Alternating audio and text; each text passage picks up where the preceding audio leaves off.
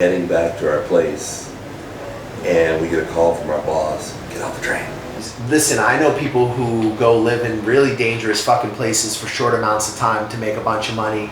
If you're a digital nomad, this is the place to be. $2,000 a month, you're gonna have a fucking really good lifestyle here.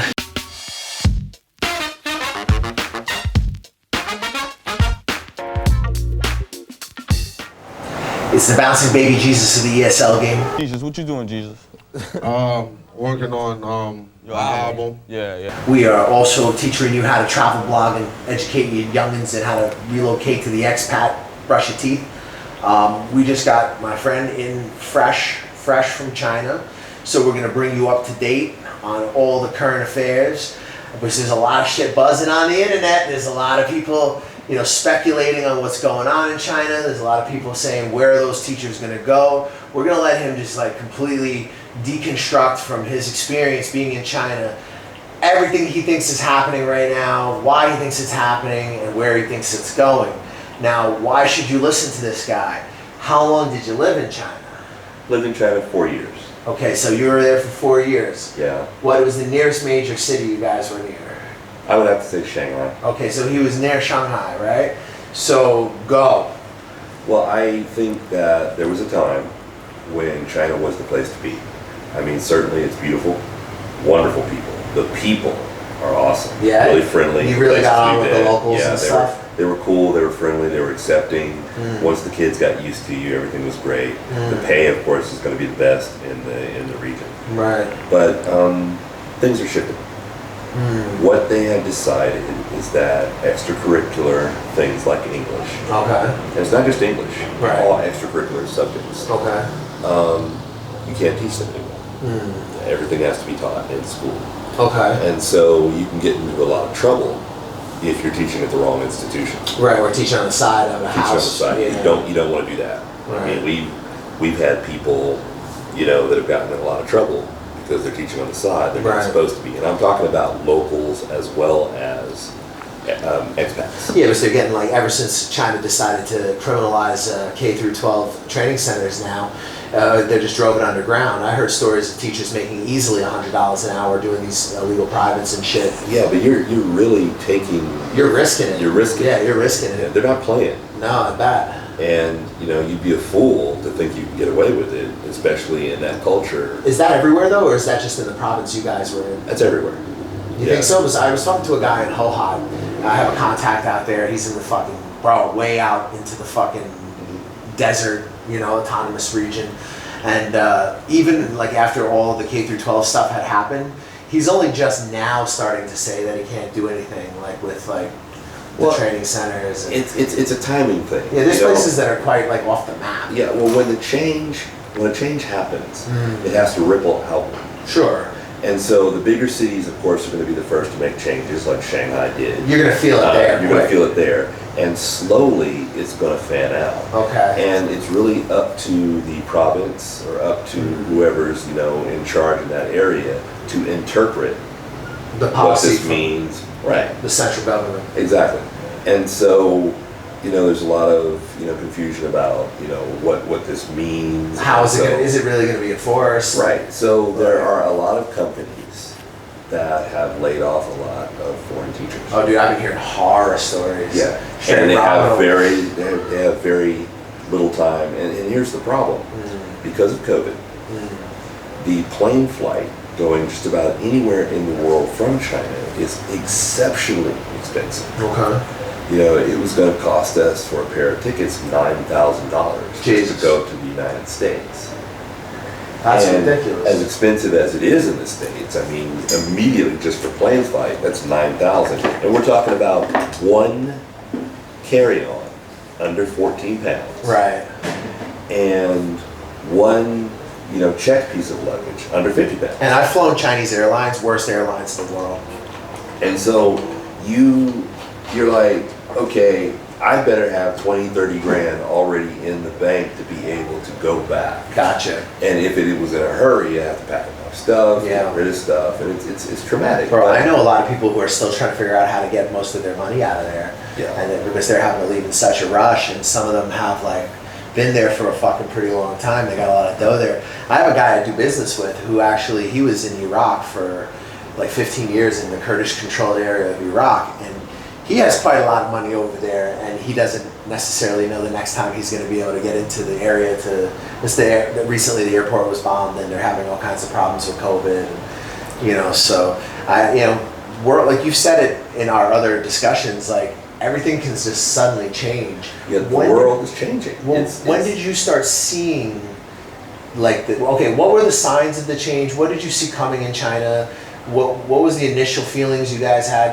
Can you go into that a little bit? Well, everything, you know, we started out, everything was great. And we loved it there because from China, you could go to Thailand really cheap, Cambodia really cheap. Yeah, no doubt. And you had the time off, you know, you would have 2 months off in the summer, 1 month off in the winter because of the holidays. So you could do 2 different places. Right. You know, so you just traveled, and it was really, really cheap where you go. And so we had adopted that pattern. Yeah. And it was great. You work for 3 months and then you travel. Right. Work for 3 months and then you travel. It was wonderful. Yeah, it's a pretty sweet life up there. While we were out of China, COVID hit. I mean, literally, while we were on vacation. Wow. So we were in the Philippines. Oh, fuck. And then we jumped to Cambodia. Jeez. Just when it was popping off. Just when it was popping off. Yeah. And we get the call from our company, don't come here. Just wait. Just hold wait. on. And so Whoa. we then, you know, we decide, you know, we're posted up in Cambodia for a month, which is cool. We kind of fell in love with it. No, Cambo's cool. Yeah, it was cool. And that's when we first got the idea, well, maybe we'll come to Cambodia. Right. And so then we just, you know, they said, well, come on, we're going to try. And so we flew back into China. This was just when everything was, they didn't know what to do, hazmat suits. Sure. You know, this is, we don't have a protocol, nobody in the world did. And so we were on the train heading back to our place, and we get a call from our boss, get off the train. I'm like, excuse me, get off the train at the next stop. So we got off the train, went back to Shanghai, posted up there for a month in quarantine, and then just went back to our town. Wow, you barely got back in. And just as we got back in, COVID hit. And so the world changed. So that was the first sign that things were going to change. Yeah, no doubt. I mean, listen, that's the elephant in the room. I mean, like, everything was going to change from this period, but what were the manifestations? That's kind of what I'm getting at. Is like, what were the first things you saw were policy? Because for me, what I started seeing is right after the election in Vietnam, I started just seeing the government was very, very, very much trying to throw foreigners out. Like, and I think it's very different than the reasoning with China. I think in Vietnam it had a lot to do with them not wanting lots of foreigners dying, you know, and they knew that this was going to be bad, and that probably didn't want a lot of foreigners in the country while they closed and locked down the way that they did, because they probably don't want a lot of people to see that, you know. So you know, those are some of my suspicions as to like why they threw them out. But I mean, it's public knowledge they threw out thousands and thousands and thousands of fucking foreigners, retirees. I think they're looking at it in a different way. I believe that China has reached a point where they feel that English should be taught by the teachers who teach English. Like Chinese teachers? Like Chinese teachers. That's hysterical. They're the ones that have gone to school for it. Sure. They're the ones that are going to be teaching it. Why do we have these other people here? Well, yeah, and I have met Chinese people who speak English really well, but they're by far the minority. And like in Vietnam for sure. But the difference I think in Vietnam is I don't think they have the same attitude. They don't want us to leave necessarily. I think they just didn't want us fucking there while this is going down. Because it's like an enormous fucking liability to have all these foreigners. And there's a lot, and it was just done in an underhanded way where they jacked everybody and like, because again, this is what I was doing for money. I was dealing with these people as they were going through these situations. And like some of the stories were pretty rough, like people who had lived in Vietnam for 15, 20 years, and now suddenly they have 15 days to leave the country. It's like... I think that if you do what we do, travel the world, look for better ways to travel, you know, go places where where you can afford to slow down and work on specific projects, those sorts of things. Yes. I mean, I'm talking to the people that are what I call digital nomads. Yeah. Yeah. if you're a digital nomad, this is the place to be. Yeah, for those of you who are maybe just watching because you're seeing the title about China or about Vietnam, we're basically both in Tirana, Albania at the moment. I do an Albania service, and we connected, and I helped him relocate out here and get established, and we just decided it would be great to do some content together because he has just come from China, and with the ending of the K through 12. Can you just like explain exactly what they did, like, and what the policy was? Well, here was the policy. The policy was simply, we have a lot of parents who are spending a lot of money on extracurricular classes. Right. Yeah, and it creates an unfair, uneven, playing field. Okay, I don't believe that for 2 seconds. That's the reason they did it. And so, by getting rid of these classes, parents won't have to spend as much money. Right. And now they can afford to have more kids. Yeah, no, and I believe birth rate is for sure a real concern. Yeah. But I don't think they want to get rid of the foreign influence. Well, I mean, either way you look at it, it's their right. Yeah, it's their country. They're going to do it one way or the other. And, I love the scene. What's that movie where Danny DeVito gives the speech about buggy whips? Yeah, right. Yeah. Some industries become irrelevant or they just change. Well, that's exactly it. I guess the thing is that some people, not everybody, but a lot of people, especially a lot of vocal people on the internet, they probably thought that was going to be forever. No, it never. How is it going to be forever? No. I mean, you can tell it's one of the prices you have to pay for an expat lifestyle. You got to be slick and you got to be able to evolve, because if you can't evolve, when things change, it's just going to be the collapse. Like, for a lot of these guys, like, it's funny, I look at some of these blogging motherfuckers in Vietnam, and they're like, and some of them are good, there's some people out there I fucking love, but there's a lot of them out there where, like, to them, Vietnam is everything. Like, if they didn't have this place, they would have nothing.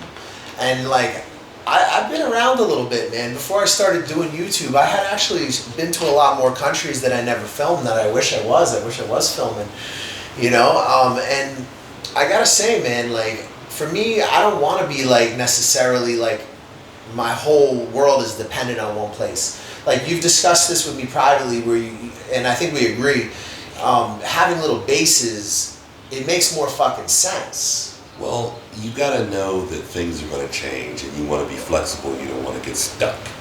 And I know that might sound paranoid, but in an age of COVID, in an age of, places suddenly becoming way more expensive, homelessness, things like that. I mean, I know people that live in Southern California, and the amount of money they have to pay. $2,000. If you're in LA, yeah, you're gonna be paying at least $1,500 to $2,000 a month just for rent. Oh yeah. I mean, my mom in Brooklyn, and okay, she was paying a lot too. If you come to Albania, right, $2,000 a month, you have a better lifestyle. Oh, and that would be not just for rent, it would be for everything. $2,000 a month, you're gonna have a fucking really good lifestyle here. Yeah, and that's not just rent, that's everything. Yeah, man. And so that would be your monthly nut. And so why wouldn't you live someplace where you could live better for less money? For less money, which would maybe enable you to retire a little earlier. Or have more time to pursue a more rewarding business. Yeah, do stuff online. That's what I used to. For me, teaching was just a way to get me to that. Like, I knew that I was going to be able to leverage the connections I made out there. I didn't really know how, but I knew that at some point I would. And I've always been good at networking and meeting people, Let me tell you, one of the greatest pieces of advice I ever heard was from... I was taking this program, and we were both becoming trainers, coaches. Right.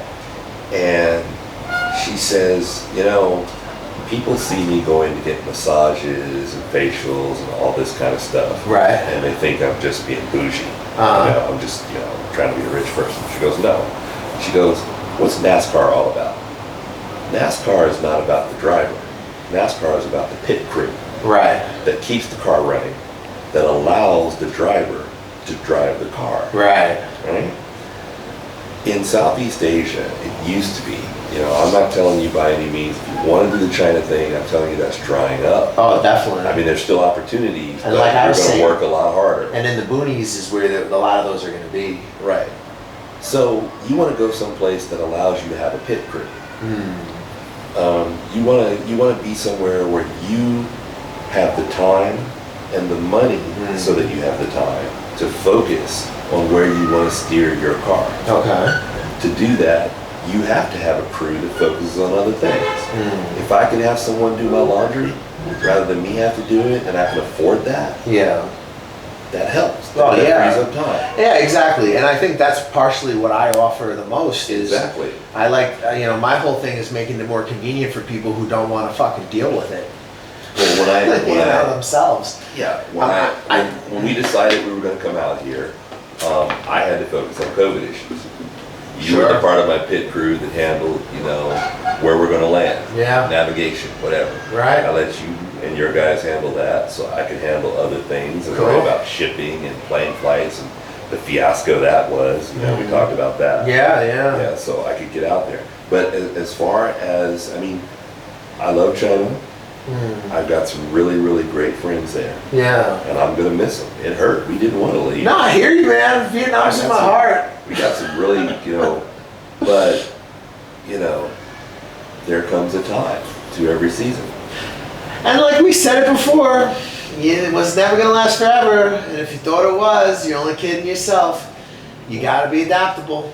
Well, we talked about this. You're either growing or dying. Right. And you can't look to go to a place and think, well, we're just gonna remain here like this Yeah. our life. Yeah. You gotta grow, especially now. The world is changing so fast. And now you guys have been all over the world before you went through China. I mean, you guys were in Africa, you guys were in other parts of Southeast Asia a little bit.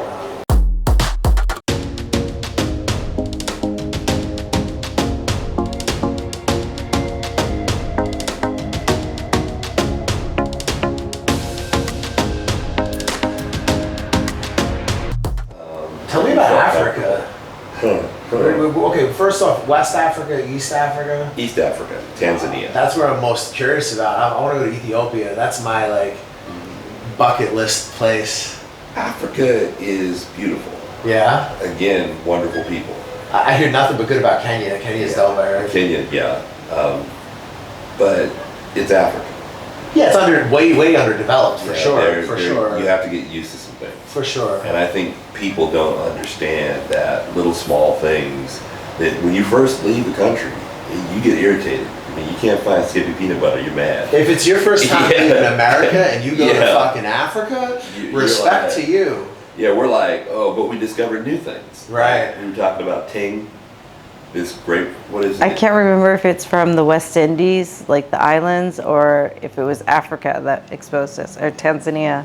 But This dude named Azam, Okay. A-Z-A-M, Azam, African dude, establishes this juice and soft drink empire. Wow. And people, we haven't heard about this, but when we were in Tanzania, we heard about it. Ah. He established his own version of Coca-Cola that tastes like, the real Coca-Cola. Yeah. And Coke sued him because they're like, this is too close to our formula. That's great. But here's the thing. It wasn't the juice. His juice is good. Right, It's right. thick. It's not that thin stuff. It tastes like nectar. It's really, really good. But it wasn't the drink that got him rich.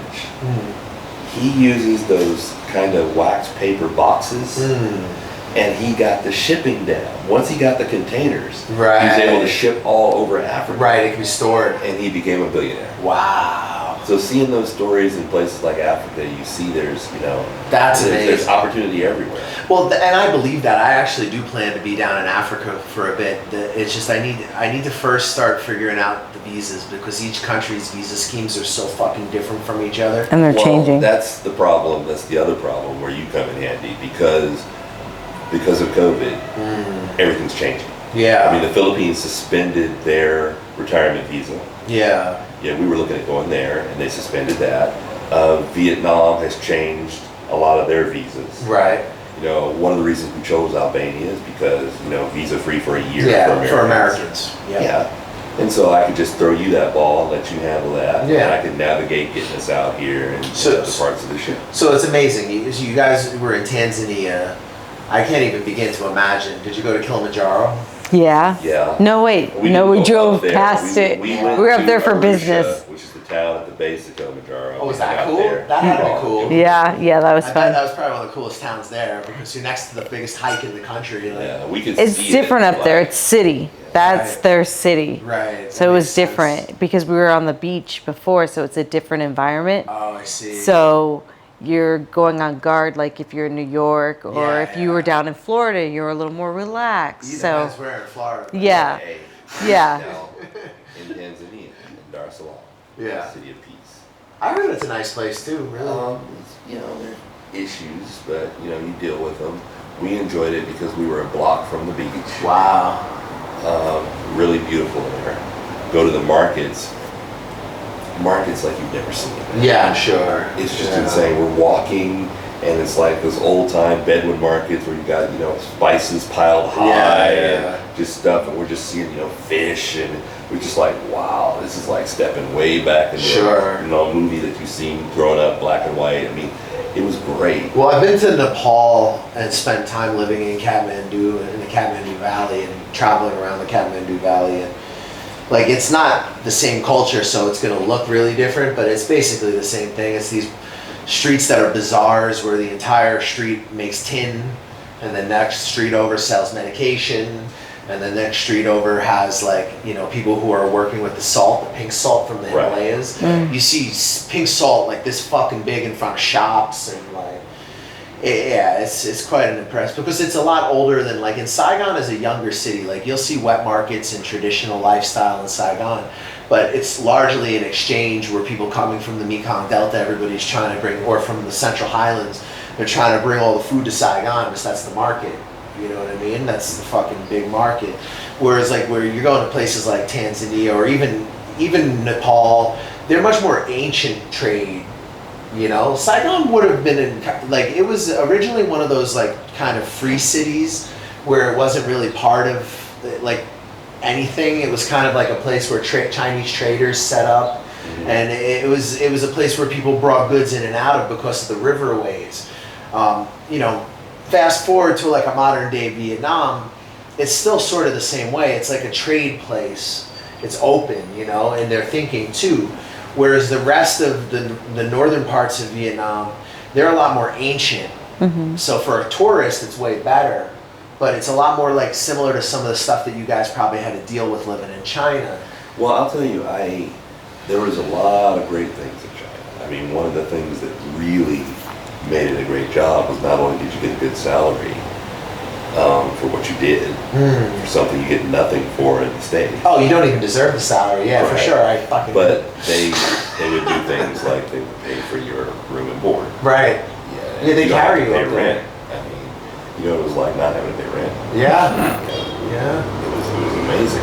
Yeah. And so, but you got to be smart. When you go and you have an advantage, like you don't pay rent, Right. or you got extra money coming in, you want to take that time to build Okay. so that you can get to a point where your quote unquote side hustle becomes your main hustle. Right.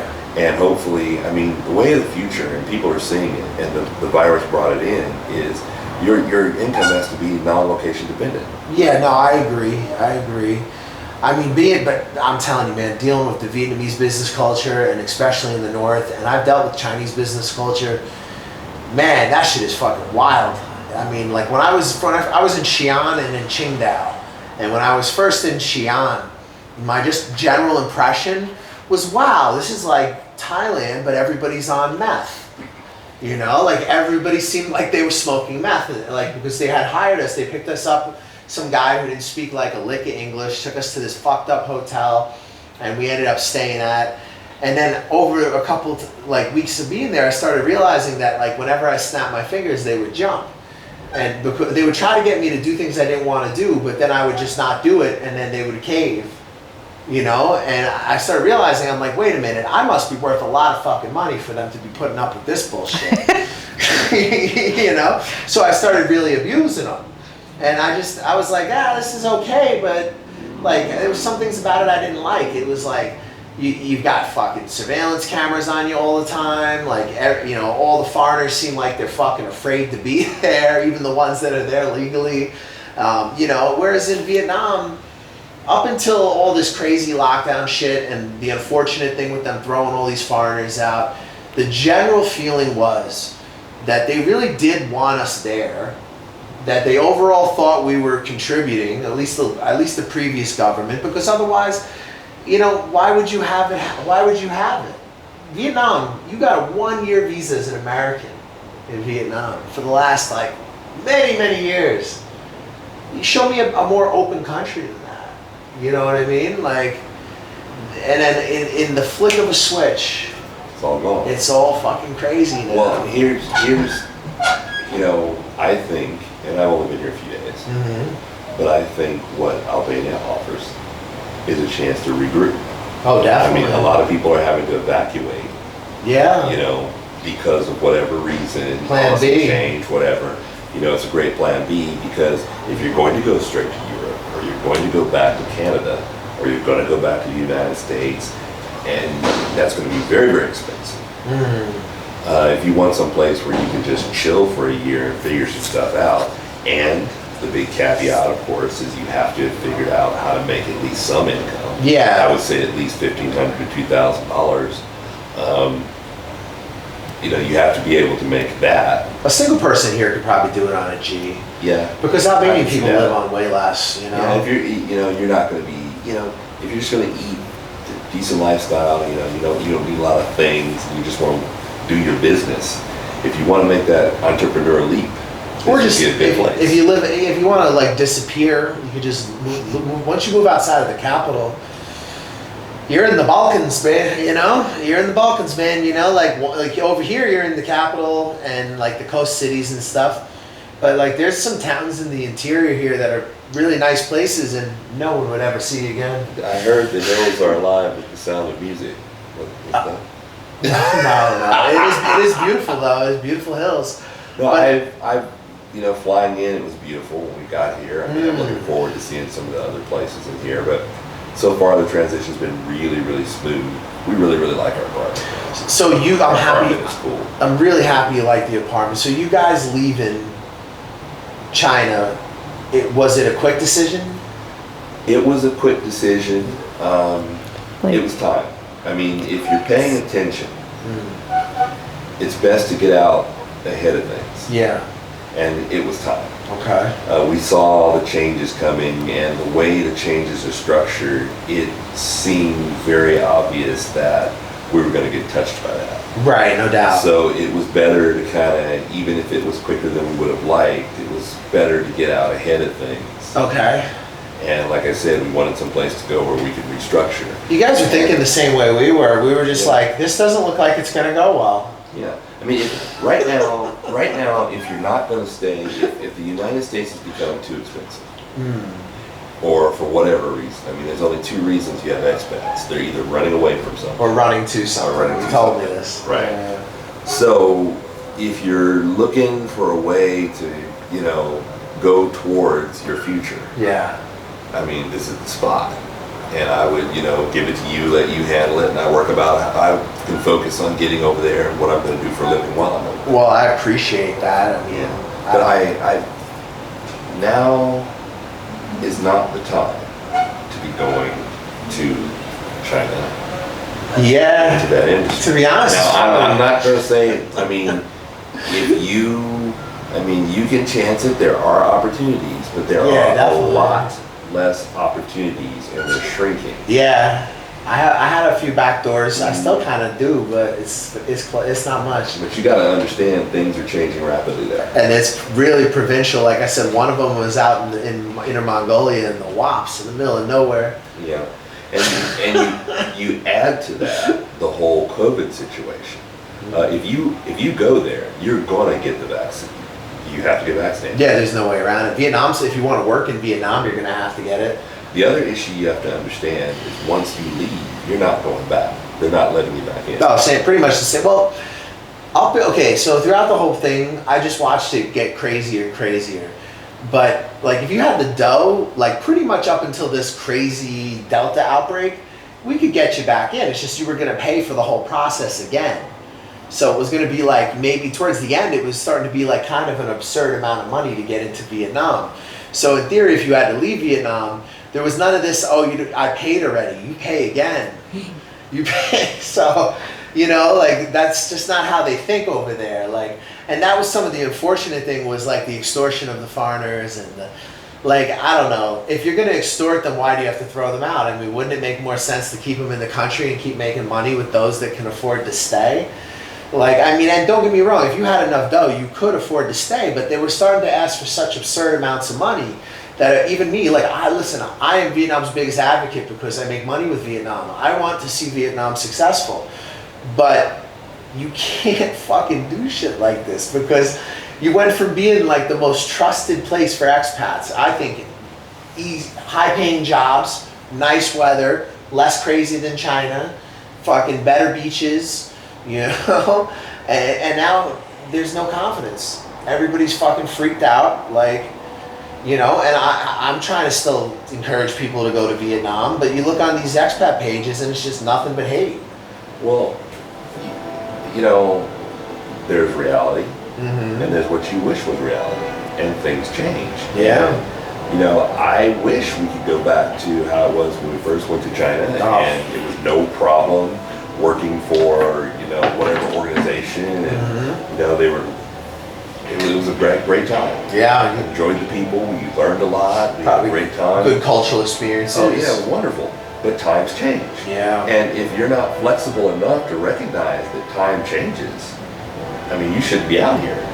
Flat out. Well, I wouldn't say out here because as we're speaking, we're in the Balkans. But well, when I say out here, I mean out here. Yeah, he's talking about China. Well, or you're even talking about from your experience, like from Yeah. being in Asia. Yeah. If So- you recognize the game you are playing, don't hate the player.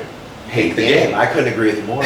And you know, you're a player and you get a lot of hate, and it's ridiculous. I get hate. Yeah, it isn't your.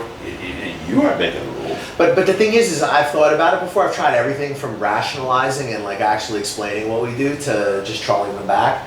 And now I think I just hit the block button. I just don't really have time. I don't want to deal with them.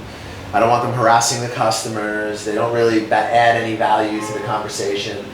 You know, I would always wonder over the years because I would get guys who would make videos dedicated to me, and like one old guy got obsessed with me, some weird old guy, and it got real weird for a while, and like then some other guy started getting obsessed with him for getting obsessed with me and started making videos about me and him arguing but like cutting them, and like it gets real weird when you put yourself out on the internet, man. Like you just gets really weird. Well, for some strange reason, people have a lot of time on their hands. Well, do you all know of a sudden. who Chris Chan is? I don't. Okay, so you're about to go down a rabbit hole. Okay, so Chris Chan is this, they call them lol cows. So it means like LOL, like they're people who exist to be laughed at by trolls, and they're famous for being laughed at by trolls. So I just discovered this fucking freak show the other day, and you guys, I'll have to give it to you guys to check it out. But if you want to just talk about the internet, like just eating a human being, like just completely fucking cannibalizing, and the story being just uniquely American, you'll have to check it out. So you guys will have to check it out too. I'm not going to give away too much. If you're into really bizarre, fucked up internet stuff, look up Chris Chan. Subscribe to the White Monkey Syndicate. You decided to leave China because it was getting kind of fucking funky, right? Yeah, But- well, we didn't want to be in a situation where all of a sudden, at any minute, you gotta go. You got 2 weeks. You gotta go Yes, somewhere. and you're not prepared. Right, I didn't want to be in that situation. And, you know, when you see signs and you don't move according to those signs, you're the idiot. I agree. People were yelling at me, they're like, oh, you're getting chased out of Vietnam. As I have like 3-4 months left on my fucking TRC. I was like, well, I have 3-4 months left on my TRC. I might as well plan my escape because it doesn't look like it's going to be a lot of fun, because everything I was hearing from my Vietnamese contacts was, this is bad. It's worse than the government's admitting. There's going to be fucking, at the time I was there, it was Directive 15, but there was going to be Directive 16 coming soon. And at the time I was there, only certain parts of Saigon were under Directive 16, like GoVap, and I never really went out there, so it didn't affect me. Directive 15, the shops and shit were open, you could get a massage, you know. I don't know if you were supposed to, but you could. Right. You know what I mean? Whereas once it hit Directive 16, that's when you started seeing this slide into insanity where the military is delivering food, where, you know, just everything is completely fucking shut down. They're barbed wiring streets. Like all this really started happening literally the day after we left. Well, see, you listen to the signs. How foolish would you have to be not to listen to the signs? When there is a law passed that says there will be no more extracurricular teaching. We're talking about the K through 12 training centers in China. Yeah. When they are talking about removing it, I know they did this in Shanghai, but when they're talking about removing K through 12 English education entirely from that, at the very least, you know that means competition is going to be fierce. Yeah. Which means it becomes a buyer's market. And now you know, well, the people that are going to stay, they're going to either have to be insanely good looking. Right, like Russian models and shit. Or they Lots of have to that. be insanely qualified. Right. And so you know you're going to have that competition. Next, you have a lot of companies that have their money tied up in that sector. Yeah, they're all pulling it out now. Right. And even if they had other sectors, well, they were counting on the the money from that sector. No one thought that would ever end. Right. And Why would it? Right. So a lot of people got their pink slips, and they obviously don't have the money or want to just go right back home, or they've got nothing. That's why they came in the first place. Sure. So they're going to go for the other jobs. Right, which is going to devalue what everyone's making. Right. So I'm willing to bet, maybe even some of those watching us right now, I'm willing to bet that you've got some people that know the end is coming, or they've been bitten, and right now they're wondering, what's my next move? Right. Where am I going to go? Well, that's what we're here for. If you guys need help coming out to the Balkans, or if you want to try your luck in Southeast Asia, listen, I'm not going to paint a rosy picture. The last few months of what's been going on in Vietnam has been insane and not good. It doesn't seem like it's stopping the virus, and people are, pretty much living in fear that they can even, go grocery shopping or leave their homes. And it's not the most ideal situation, but that doesn't mean that you shouldn't necessarily be there, because they're starting to peek their head out. You're starting to have green zones where some commerce is allowed. So maybe we're looking at a change, and this is a country where as quickly as they went nuts, they can go right back to business as usual if they chose to. Really, I mean, it's the same in China. Like, they can do something extremely dramatic that makes you think that they don't want the West, and then they could just change the rules and say, oh, come on in, and it's a flick of a switch for them. It's nothing. Well, you just got to have your plan B. You got to realize that should that happen, you got to have some place to go. And if you're curious, go ahead and look at how much it is from, if you had to go somewhere suddenly, within 2 weeks, even a month, if you had to go back to your hometown or wanted to go someplace else, ask yourself this question: how much is the plane flight from where I am to where I want to be? Right. And you're going to discover that there's a lot of really, really, really, expensive elements to that decision. Right. And coming here, it was a lot cheaper than going other places. So you getting out of China, this was one of the places that it was just economically made sense. It economically made sense from a short term, because $9,000 just to fly to the U.S. Nah, it's stupid. It's stupid. Yeah. It's not Here, I got to tell you, it wasn't cheap. We had to do the 7 days in quarantine just so that we could get a cheaper connecting flight from Shanghai to, we went from Shanghai to Hong Kong and then to Tirana. Right. And we couldn't get it connected up. If you got it connected up, it would be the same as the U.S. Right. So it was cheaper just to buy a ticket from Shanghai to Hong Kong. Yeah. Chill through Hong Kong, 7 day, because the hotel in Hong Kong is like $600 US for the 7 days. Yeah, that's a lot. But you know, you're quarantining up, and it's still less than paying that $4,000. Oh, it's less than what people were paying to come into Vietnam the whole time I've been doing it.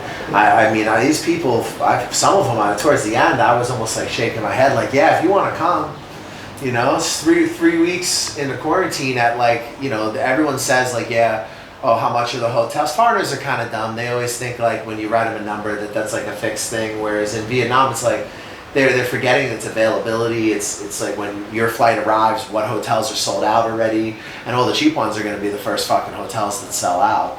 And so if you want something nice, you're going to have to go like very far outside of the city, and you're still going to be paying like fucking $80 to $120 a night for a room that's basically worth like $20 during normal COVID times, or non-COVID times. Right? Here was the math we did. Okay, we knew it was $9,000 just to go back, just to fly to the States. Yeah.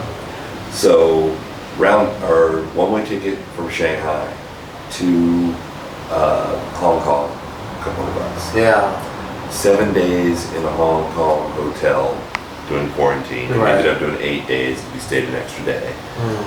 That was maybe with food and everything. Maybe it was $1,000. Right. Okay, so that's $1,200. Right. Okay. Tickets from Hong Kong to Tirana, about $700. Okay. So you end up, you know, half of what it would cost to fly to the United States.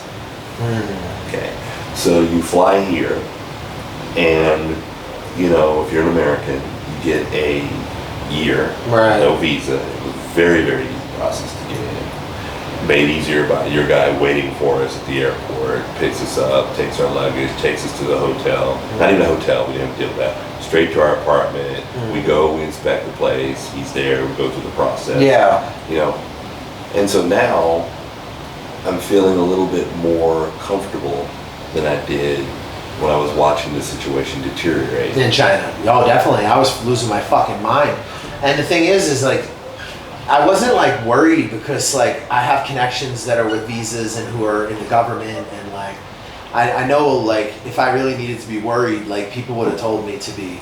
Everyone was saying like, oh, your visa's fine, you can stay. But then the other thing I kept hearing was like, this is getting worse.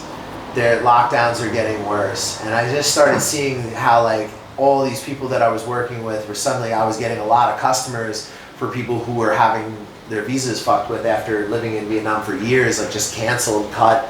So that became like almost the focus of my business for a while. Like I wasn't bringing people into Vietnam, I was trying to keep people in Vietnam. And then like it went to this period where it's like almost now like next to no movement, and I've made my money from dealing with other places than Vietnam. And now just in the last like 2 weeks, there's been a renewed interest in opening businesses in Vietnam. And it's only been like really since there's been rumors of green zones opening.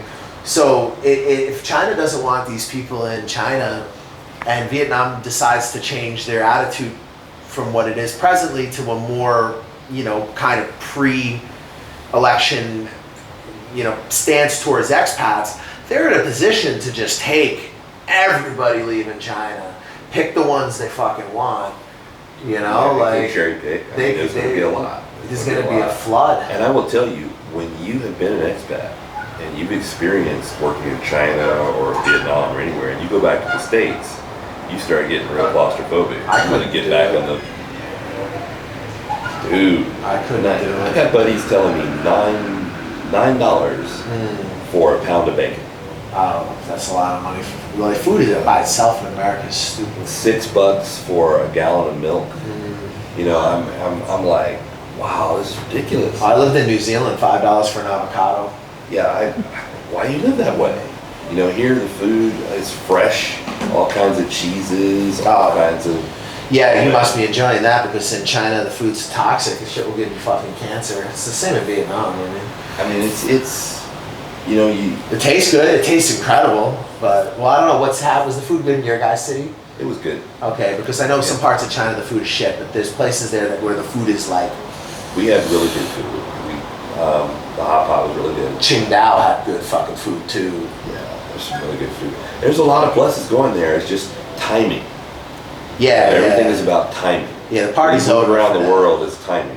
You know, you can run back into Vietnam, but you have to remember what caused these problems in the first place. Well, you need to learn, right? Yeah. Because the thing is like Vietnam displayed a certain pattern of behavior, then they suddenly abruptly changed in an extreme opposite direction. So even if they were to open up again, if you don't learn from what they just did and interact with them accordingly, you're going to get got the next time this happens. Whereas if you just see, if they do open up again, you see this as your opportunity to get in and make some money, that's probably the best way to look at it. Because, you know, maybe you can make a few bucks and get out, but don't get comfortable. Well, the people that are giving you hate is what I would say. I would say, look, you got a better idea? I don't want to hear what the problems are with him or what you have with whatever. If you got a better idea, bring it. This worked for me. I mean, I don't know what you got going on. If you haven't tried it, that's your business. But I'm going with what works. If you got a better idea, I'd love to hear it. I'll watch your channel. Well, that's what I'm saying, and I would say that we don't discount. I don't think people should discount Vietnam just because they did this crazy fucking like expat purge and lockdown, because these countries can change very suddenly, and like if they change back to being open, I think it's going to be really good to have an asset over there because.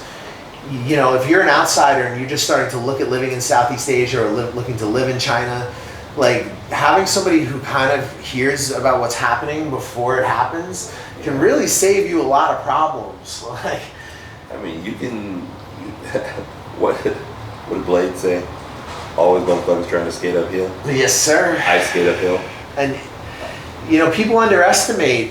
You know, so it's funny because that's why I have like 900 videos, because you can watch literally every step of the process of me coming out there as just a dumb fuck nightclub bouncer and learning about the ESL hustle and then evolving in it and then learning about the visa hustle and now looking at the world in a whole different way than where I started. It's all right out there to see, you know, like the whole evolution is on record. And it's an exercise of flexibility. You had to be flexible. You had to listen. You had to, you know, watch. You couldn't just sit there and go, I hope it won't happen. I hope it won't happen. Move with it. No, you had to figure it out. And the thing that's good is by putting it all out there, it just makes it like, it shows people that they can do it also, and that you don't necessarily have to be stuck where you are. You can you know, listen, I know people who go live in really dangerous fucking places for short amounts of time to make a bunch of money. You know, I met a girl who wants to be stationed in fucking in the Donbass in Ukraine. And there's a fucking conflict going on over there, and this chick's like a cop in America, but she wants to be military, do like some kind of military security gig out there. So really, the risk of you coming to Vietnam after things start opening up again, in the grand scheme of the world, it's a pretty low risk. I think the problem is when you live in a country and you're not so familiar with the culture or the language, and it's easy to get the wrong notions about the country. And I think people sometimes like. They could be living in a place for like 10 years and they still don't really have their finger to the pulse of the country. Like It'll swallow you. Yeah. When we went to Africa, we just plopped down. Was that your guys' first country outside? Yeah. What? You left America and you went straight to Africa? Yeah, we plopped down, and it was like we had to do it. When you got to do all yourself, when you don't know anybody, you got to learn different things, and it's frightening. It's costly. Sure. It's really costly mistakes. Oh, I bet. Really costly mistakes. There's safety concerns. There's all that. Yeah. That's why it was good when I got to know you guys, and we talked for such a long time. And, Yeah. you know, when we got out here, we already knew people, and it was. Yeah. I think what we do has a real value, and I mean, most people are going to make their first jump to a place like Thailand or Mexico. Yeah. They're not going to make their jump to fucking Africa, to Tanzania. Yeah, it was like. Wow. And it was our first exposure living someplace outside the United States. And it was to East Africa. That's insane. That's like you might as well just move to fucking the Arabian Peninsula or to like, you know, the Middle East. Something so completely different and not set up for you to be there. If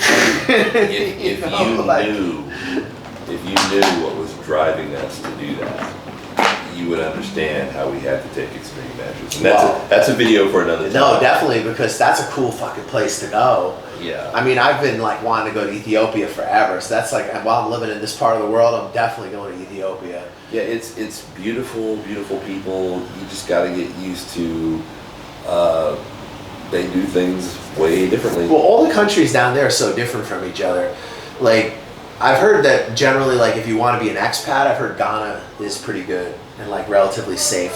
I've heard that West Africa has a few countries that are pretty, like, safe, relatively easy for expats. And remember, everything changes. Yeah, well, I know Uganda's, like, I think, isn't that, like, the Kigali, like, the cleanest city in Africa or something like that, they say? No, it's been a while. I do know that... It might be confusing it with Rwanda, I don't know, but... We'll have to tell you the African stories one day. Yeah, no, I want to hear them, so... Oh, we've got some pretty crazy Africans. From Africa to China, or from Africa to Southeast Asia to China? Well, no, here's what happens. We were done. It was done. Okay.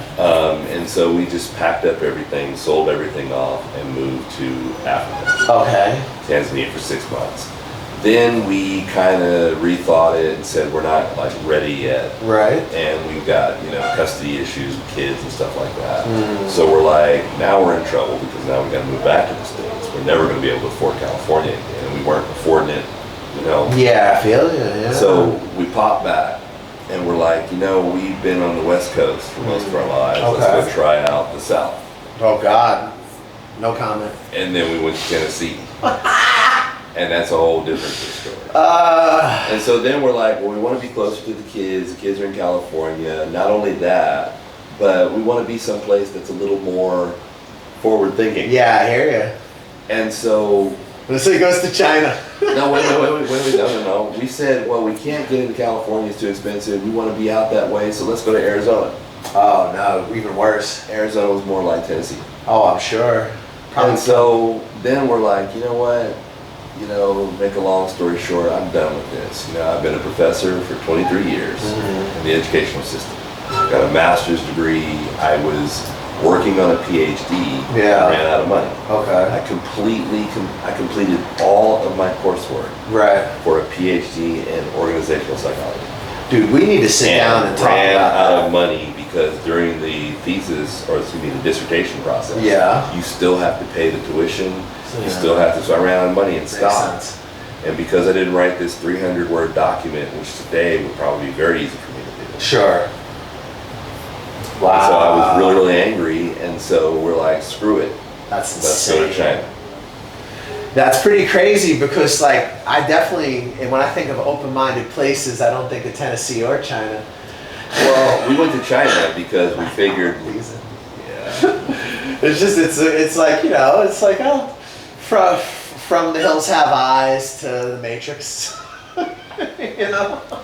Pretty much. When I was in China, I thought I was on a different fucking planet. I didn't dislike it. I mean, listen, I'm not involved politically, man. I'm fucking with whoever lets me make money. You will have to make certain adjustments. You will in Vietnam too. I think the thing, a lot of those teachers that are fleeing China, it's interesting. I'm really interested to see how this manifests.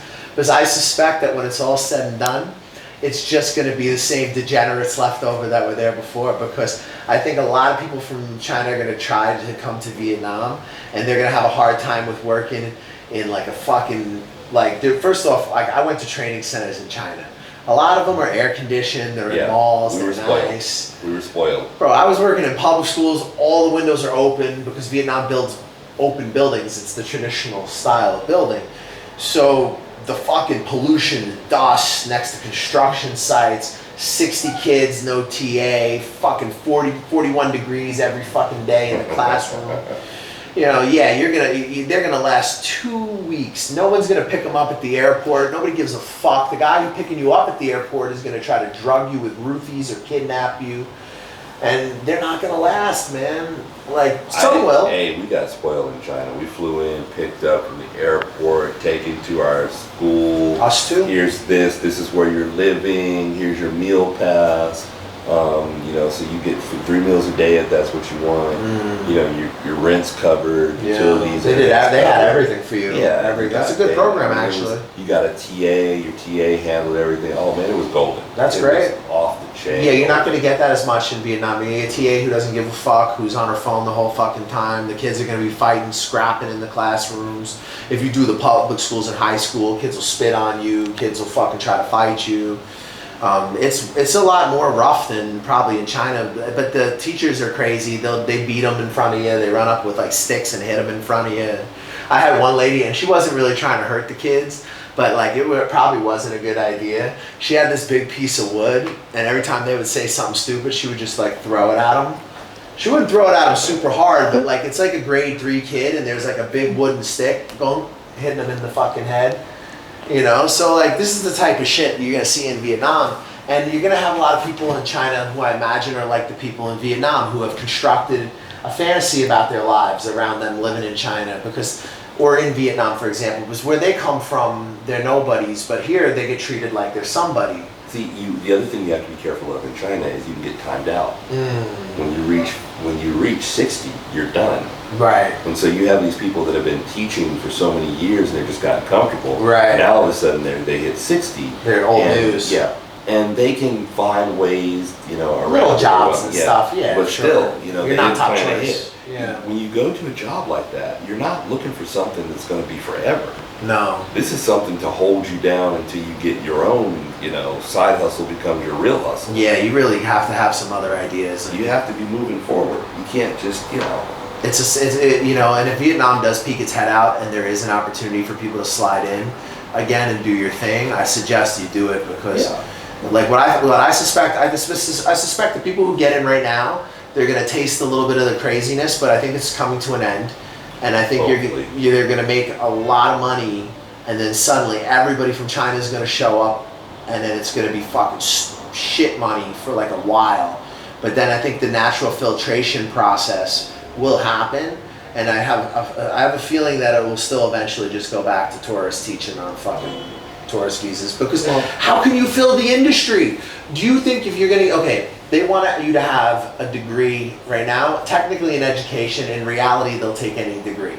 They want a 3-year experience letter. Do you think you're going to find somebody who's willing to work in a fucking polluted city in the industrial north of Vietnam, in some province you've never fucking heard of, with a fucking degree in English? That motherfucker's going to go to Hanoi. He's going to get hired in international school. Like, Make a lot more money. yeah, and like, yes, eventually more of them will come and their salaries will go down a little bit. But they're not, you know, like, you need somebody to, why do they hire people from Nigeria? They got motherfuckers from Bangladesh teaching in some of these fucking neighborhoods. And South Africans are big right now, all over. well, because they can pay them less and treat them worse, you know? And you know, fucking, it's just a crazy situation. Like, if you ever think of ESL as a stable future, there's something fucking wrong with you. like you just, like, you're denying.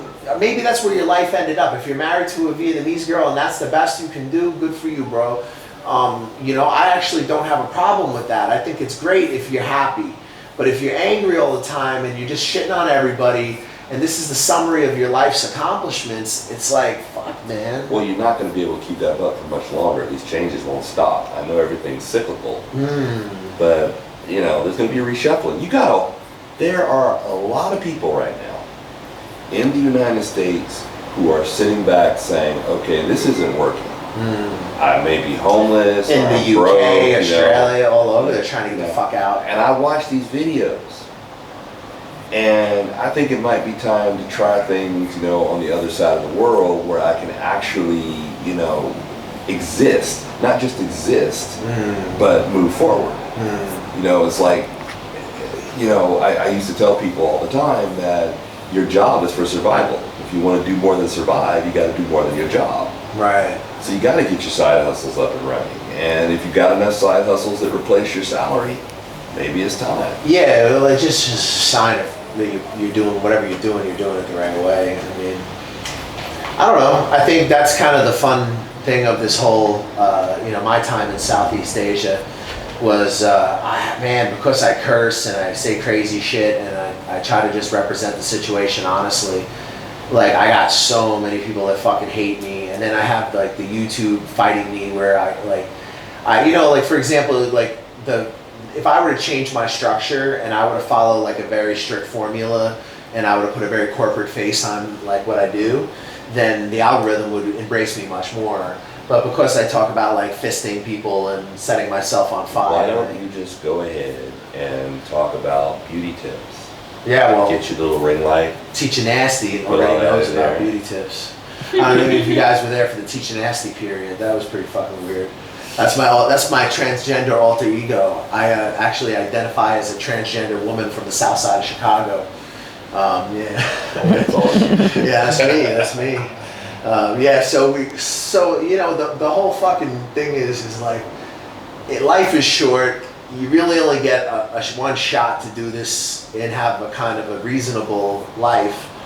And like, I feel like countries like Vietnam and China can be springboards to that, but unless you have a very like healthy, sound relationship with a citizen of those countries, you know, like places like here in the Balkans, like I think this offers a lot more for people who are trying to be somewhere long term. I mean, they like Americans. They're not as crazy with the laws changing every 5 seconds. They have, you know, and maybe it's a flawed democracy, but it's a democracy, and it's a country that's just come out of communism, so they have time to. It's not going to happen overnight, but it seems like the country's just improving. Because every Albanian person I speak to says that there's a very big difference from 10 years ago to now. So, you know, I think maybe this is the place to be comparatively to these countries. Like China, Vietnam might be a good place to go get some money, but is that really where you want to be, like having a base? Like, it's just so unpredictable, and there's so many other factors that are... Now, there's factors in the Balkans too. There's regional conflicts here. There's different superpowers that are pushing and shoving, but... You know, the Albanian people generally really like Americans. It seems like the country is on the up in not just in economics, but on the up in, like, you know, improving the lives of their people. Like, and I like that. If you're looking for some place where you can, you know, you want to chill for a year, visa free, but you still want some place that has the technology. Because if you're doing online business, you need that technology, you need that internet, you need those things. You like coffee. Yeah, the coffee's really good here. Well, Coffee was better in This Vietnam. place has more coffee shops than any place. Right, Per capita. but we were a coffee growing country when I was in Vietnam. That's true. We were like Brazil. Vietnam was number 2. See, I think of myself as Vietnamese. I'm loyal to the Vietnamese government. I don't have to agree with everything they've ever done, but prior to the election, they took good care of us. They really took good care of the foreigners, and they really didn't abuse people. I mean, yeah, you had stuff happen where some foreigner gets extorted, but generally speaking, like, it was pretty good. And it wasn't until after the election that you started seeing this, like, wholesale purge. And I mean, I sort of understand why they did it. Like, I mean, they don't want foreigners dying and clogging up their healthcare system. They don't want the public image of foreigners dying. And they probably didn't want to see how authoritarian they were planning on locking down. But I just think it didn't have to go that way, and I hope that they change their policies and they do start to open up again, because, you know, it's just good for everybody in Vietnam. It's good for the government. You know, they can build infrastructure. They have their coffers are full. It's good for the people who are poor because they have access to the foreign money, and it's good to create a healthy soft power balance to China's power in the region. So I hope that Vietnam does open up, and I know there's a lot of sad expats who are just like, oh, like, we don't want the backpackers. But you know, people don't realize is that, like, backpackers, even sex tourists, like, these people do feed some element of the economy in Asia. They spend money. They do, you know. People have their guest houses, they eat at their restaurants, they go to their bars, and, you know, the sex tourist thing's kind of something else, but, like, they're, you know, in place of an alternative, you know what I'm saying? Like because once the Chinese come in, like, poor people can't afford that, like, in the terms of tourism. Like, Chinese people are not going to eat at a noodle stand in Vietnam because Right. they're only going to eat Chinese food. So, like, that noodle stand might really rely heavily on backpackers, on tourists, because those are the people who are eating the cheap, shitty food. And they're on a journey too. For 50 cents, not shitty tasting, but, you know, shitty quality, like 50-cent bowls, you know, like. Well, everybody's out there for their own reason. You know, they're running away from something, or they're running to something, or whether it be the backpackers, the ESL people. Everybody's out here. They're getting their hustle on. And if you're going to get your hustle on, you can't be still. Yeah. You gotta be in motion. Because there's places in Vietnam where you could sit down and have, like, the craziest Vietnamese food you've ever had for, like, $3 or $4 a plate for, like, the craziest, right? Like, high quality, good fucking food, you know?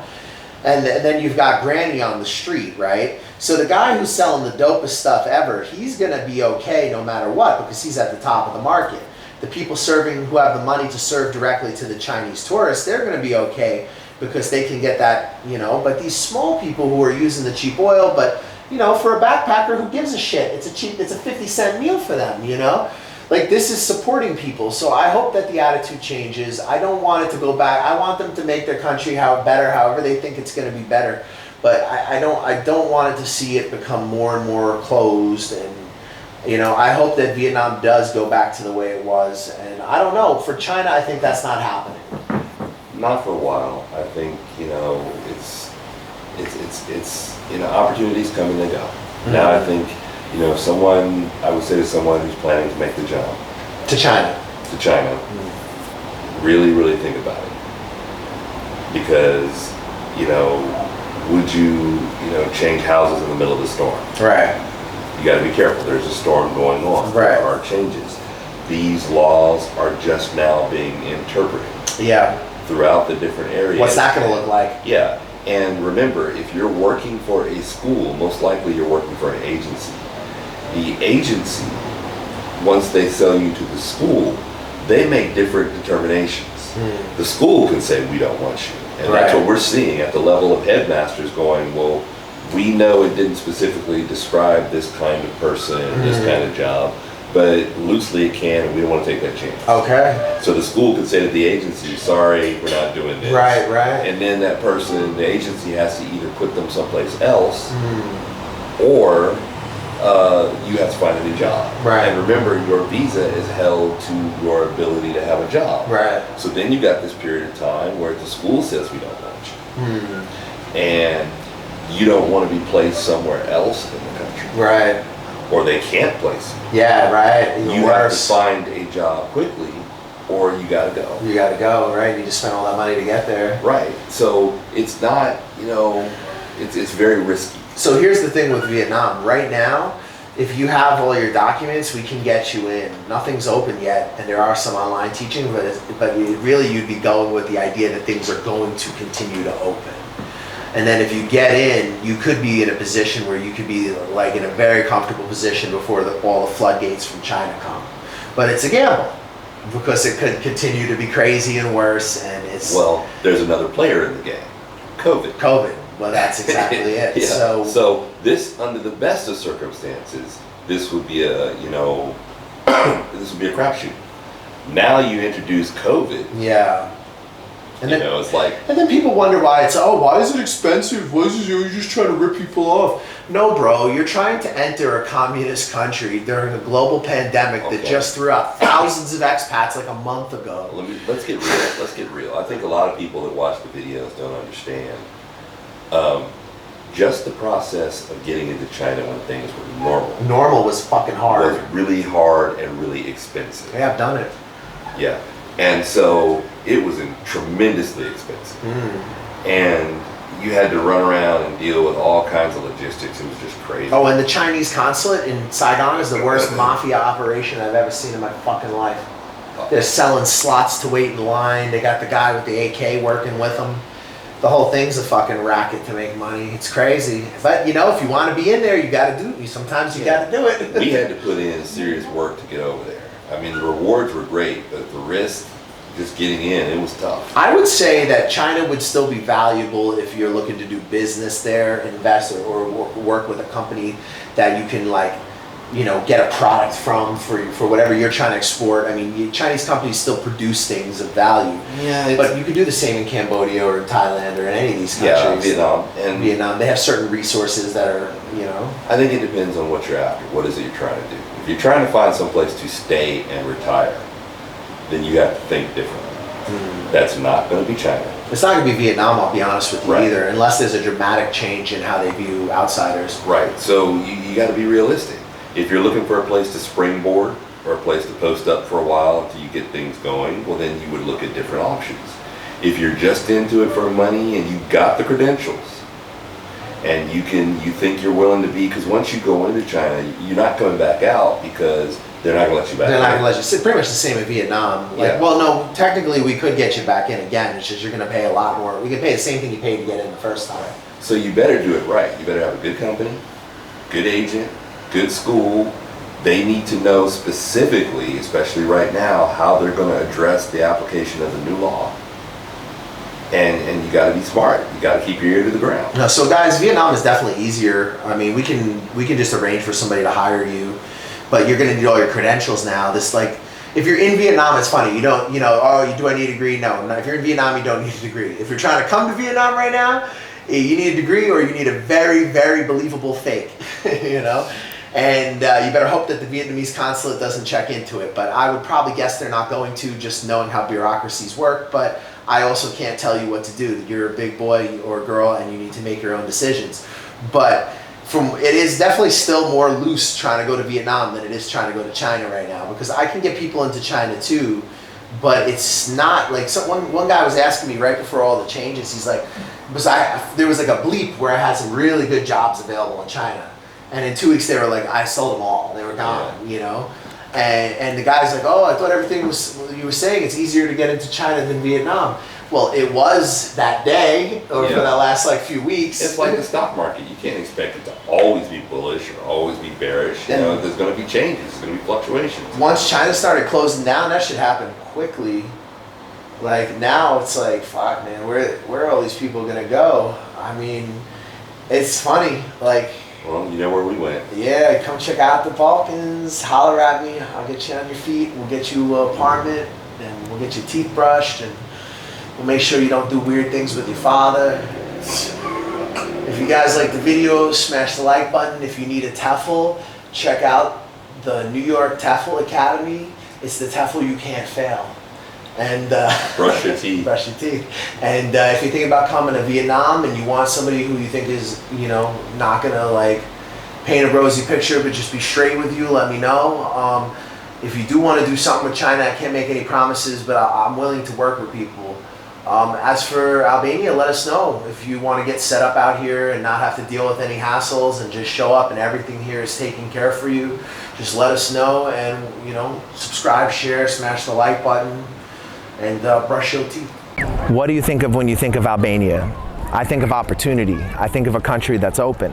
I think of a country that wants long-stay expats, that wants people to come and invest, wants new ideas, and is looking towards the West.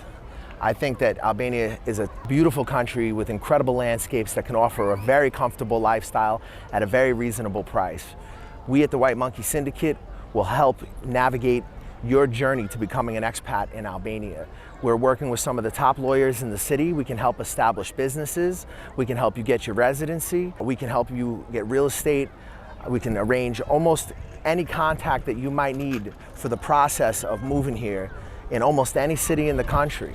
We will simplify the process. We'll make it a lot easier for you to move to a country that maybe in the past would have been more of a challenge. With our help, it's going to be a walk in the park. Brush your face and wash your teeth, son. Yo, my man got me a job. Come to Vietnam. The White Monkey got me a job during the pandemic. The White Monkey got me into Vietnam during COVID. The White Monkey got me into Vietnam during the pandemic. I'm at school now on break. If he did it for me, he can do it for you. It's pretty easy. Check him out. Ooh, to whom it may concern, White Monkey Syndicate got me the job of all jobs. Thank you. White Monkey got me a job. Brush your teeth.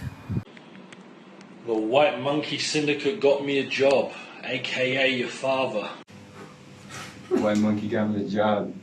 White Santa, baby, brush your teeth. Monkey got me a job, hit him up. Yo, it's the Whoopi Goldberg of the East L game, educating the youngins in the Englishes. Monkey got me a motherfucking job. White Jesus, baby. White Monkey got me a job. Brush your teeth. Hey, what's up, guys? You thinking about coming to Vietnam? You're not sure where to start? You've heard a lot of things online. You don't know what's true. You don't know what's not.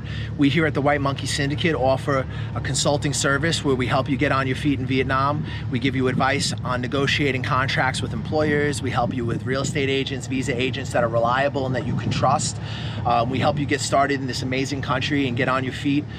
We help you get into different opportunities that might be more difficult for you if you were just landing in the country on your own. And we help you avoid a lot of the pitfalls and problems that you could have as a newcomer here. We provide you with reliable job recruiters, visa agents, real estate agents, and advice. If you guys are thinking about coming to Vietnam, hit us up for a consultation. We'll help you get started, help you get on your feet, and hopefully you'll love Vietnam as much as we do.